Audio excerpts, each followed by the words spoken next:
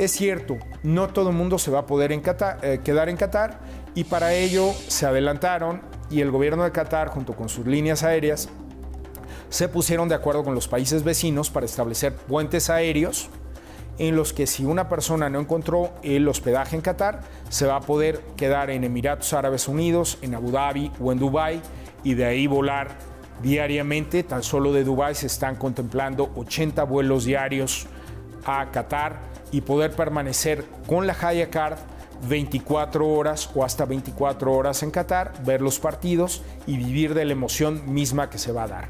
Otro caso es el de Omán, en donde un gran número de personas mexicanas se van a quedar en su capital Mascate, y va a funcionar también este vuelo, este puente aéreo. Y Arabia Saudita ha puesto también en disposición estos puentes aéreos, lo mismo en Bahrein. Son los países aledaños, y tenemos conocimientos que, además de que es una oportunidad histórica para este gran número de personas mexicanas que nunca se ha concentrado al mismo tiempo en el Medio Oriente, que van a aprovechar para conocer otros países de la región del Medio Oriente. Y la estrategia tiene que ir en materia de protección de información que se requieren en todos estos países. No solo que se requiere para ir a Qatar y para ir al Mundial, sino que se requiere para todos los puntos de conectividad y los países que se visitarían antes o después. Y eso incluye temas de visados, en algunos de los casos, requisitos en materia de sanidad, como serían las vacunas, los certificados o las distintas pruebas.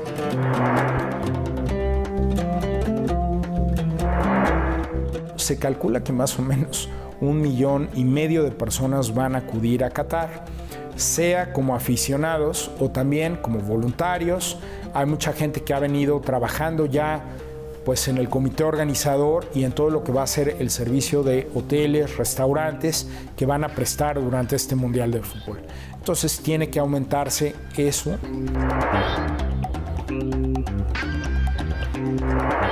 Se dice, porque no hay cifras concretas hasta ahora, que hasta un 40% de quienes van a ir al Mundial se van a quedar en alguno de los países aledaños. Esta es una cifra que tiende a cambiar. ¿Por qué? Porque todavía ayer vimos una venta de boletos que quedaban, y seguramente va a haber más boletos hasta que sea el 18 de diciembre para la final. Seguramente conforme vayan avanzando las selecciones nacionales hasta semifinales, y yo creo que en la misma final, habrá mayores ventas de boletos, mayor entusiasmo, sabremos de mayor gente que quiere ir. Es decir, muchos de los datos están concentrados en el problema de hospedaje en lo que son las primeras 2 semanas. A partir de ahí es donde es posible que haya mayor accesibilidad a quedarse en Qatar. Yo creo que este tema de cuántas gentes pueden quedarse o no en Qatar se concentra sobre todo en las primeras 2 semanas, y después ya habrá mucho más flexibilidad para encontrar hospedaje y boletos conforme vayan avanzando las elecciones.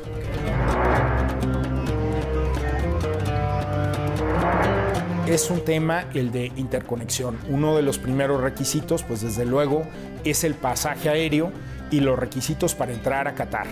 Pero hay que considerar en esta estrategia, y así lo tiene muy claro la Secretaría de Relaciones Exteriores en esta coordinación rumbo a Qatar, ¿qué involucra ir a Qatar? Involucra los puntos de conexión en los Estados Unidos, en Europa, en el caso de Medio Oriente, en Emiratos Árabes, en Dubái, o en el caso de Estambul, que es Europa, que son los principales puntos de conectividad de una sola escala con Qatar.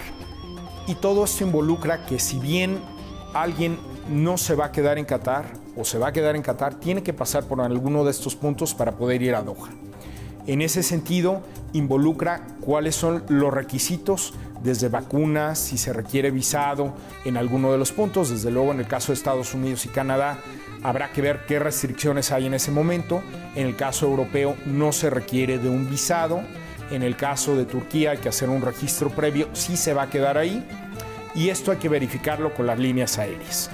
En el caso de Qatar, no es en esta ocasión un visado, porque las personas mexicanas no requieren visa para ir a Qatar, pero del 1 de noviembre al 25 de diciembre de este año se requiere tener la Haya Card, que solo se genera teniendo el boleto de entrada al estadio y el hospedaje garantizado en Qatar.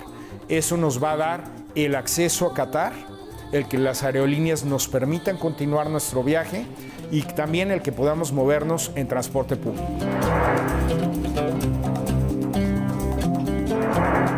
La Secretaría de Relaciones Exteriores, que tiene desde luego el contacto con el gobierno de Qatar, con la Embajada de Qatar en México y la Embajada de México en Qatar, que tenemos desde 2014, se ha dedicado a tener información que es la oficial, que es a la que hay que hacerle caso, y la recopila en la Guía del Viajero de la Secretaría de Relaciones Exteriores, en donde se hacen actualizaciones permanentes de información conforme esta se va desarrollando.